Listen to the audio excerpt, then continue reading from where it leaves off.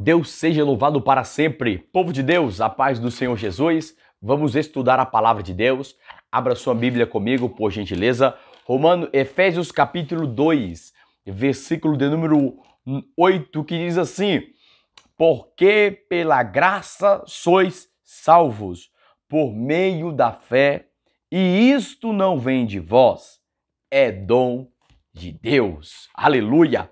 Observe que a palavra grega para dom, ou para dom não, para graça, é charis. A palavra grega para dom significa charis, porque nós todos conhecemos e falamos que dom, a graça é um dom ou um favor imerecido de Deus.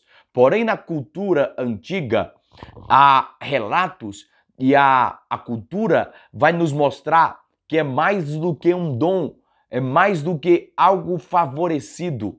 É uma bênção de Deus para nossas vidas. A graça de Deus é uma bênção inigualável de Deus para com o ser humano. Observe que charis é a doação de um benefício ou presente imerecido da pessoa maior para menor. Vou repetir mais uma vez. Charis é uma doação de um benefício ou um presente imerecido da pessoa maior para menor. Na cultura greco-romana dos tempos de Cristo, observe que existiam duas classes de pessoas. Existiam os aristocratas e existiam as plebes. Os aristocratas eram as pessoas que eram mais bem economicamente, eles eram os ricos, eles eram as pessoas que tinham mais poder aquisitivo. E eles eram chamados de patrão, por isso patronos. Patrono, que no latim é patronus, que é a mesma palavra que nós usamos hoje para patrão. É daí que vem a palavra patrão, que é de patronus ou de patrono. Observe que, e a pessoa que recebia, que era inferior, que era da plebe, era chamado de cliente. Então, se esse cliente quisesse elevar a sua vida, que quisesse investir mais no seu campo, quisesse investir mais no seu comércio, queria crescer e galgar coisas maiores, esse plebeu entraria num sistema de aliança com esse patrono e a fim de que a sua vida fosse mais elevada, a fim de que a sua vida fosse alavancada, já que a pessoa iria até no patronos, que é uma pessoa de condição econômica muito maior e muito mais superior do que ela. Então ela iria e quando chegasse a esse patrão ou esse patrono, ele pediria para entrar em uma sociedade debaixo do sistema romano para que eles viessem ser um patrono e ele, esse plebeu, o cliente. Já que esse cliente queria algo desse patrono, havia uma palavra chamada que todos nos tempos antigos, na cultura greco-romana, conhecia, que era a palavra charis. A palavra charis é o presente ou é uma doação de um benefício, observe, ou um presente imerecido de uma pessoa maior para uma pessoa menor. Então observe que o patrono, ele contribuiria para esse cliente, a fim de que esse cliente viesse se levantar na vida, viesse ter uma vida econômica, uma vida mais bem-sucedida. E aí estava o sistema de amizade, o sistema de uma aliança do tempo da cultura romana. Mas observe que, para que no momento em que esse cliente quisesse fazer uma aliança com um patrono, ele tinha responsabilidades. Haviam regras para que esse homem plebeu se tornasse um cliente de um patrono. Qual é a regra? A primeira regra deveria ser respeito.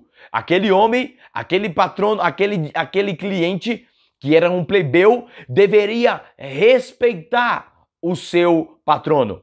A segunda regra era gratidão.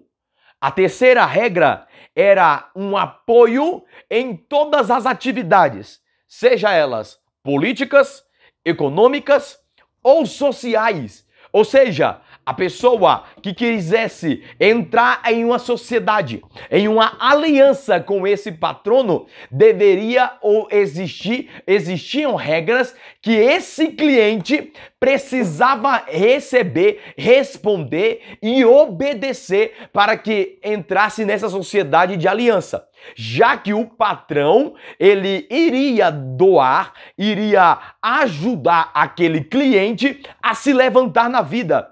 E outra coisa, aquele cliente jamais ele iria conseguir retribuir ou não precisaria retribuir para aquele patrão em dinheiro espécie, em dinheiro ou em retribuição da mesma forma que ele recebeu. Ou seja, em outras palavras, aplicando para os nossos dias, aplicando a palavra de Deus. Paulo sabia o que estava escrevendo.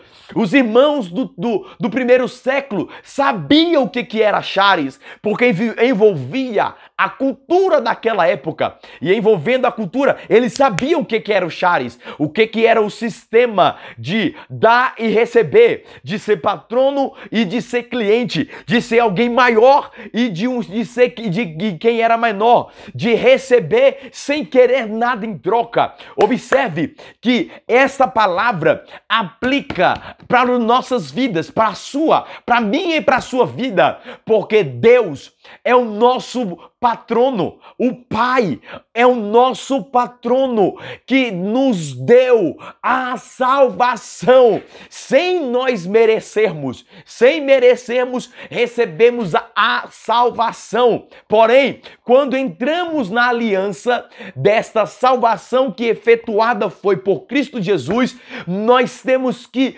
corresponder. E como que nós correspondemos? Obedecendo, sendo gratos, obedecendo a palavra de Deus. E aí já entra outra palavra, porque nós vimos charis como a palavra para graça. Charis era o sistema em que desenvolvia, em que entrava um cliente e que estava um cliente e o patrono. Quem era o patrono? Quem é o patrono? Nosso patrono? Pai, que nos deu a salvação. E quem é o cliente? Nós, os seres humanos, que jamais poderemos pagar Deus, que jamais podemos falar, Senhor, aqui está pago a salvação, eu vou jejuar durante 21 dias, então está pago. Jamais. Jamais, jamais. Porém, entra outra palavra para nós entendermos, porque pela graça vós sois salvos por meio da fé. Observe que a palavra fé, ela vem da palavra grega para pistis. A palavra grega para fé ou fidelidade era pistis. Era a mesma palavra no qual o cliente precisaria obedecer. O cliente correspondia, sendo pistis depois que o charis foi efetuado, porque o cliente jamais poderia pagar, porque eles entraram em uma aliança. E como eles entraram em uma aliança, no sistema de uma aliança, agora o cliente deve agora honra para aquele patrão, para aquele patrono. Ele deve obediência, deve total gratidão, onde ele fosse, com quem ele falasse, ele deveria falar do que o patrono dele fez para com que ele tivesse naquele jeito. Aplicando para os nossos dias, hoje está generalizado aquilo que chamamos de graça barata. Vem para Deus, vem para Jesus, que você não precisa fazer mais nada. Vem para Jesus, que ele vai te dar a casa, vai te dar carro, vai te dar um casamento, vai te dar dinheiro na conta. Totalmente fora antibíblico, totalmente contrário à palavra de Deus. Deus te deu a graça, mas não sem graça. Deus te deu a graça como correspondência de obediência. Nós temos que obedecer a esta graça pela fé. Por isso que Charis tem que estar unido, tem que estar atrelado a pistes. Quando eu recebo a graça, eu tenho que corresponder pela fé.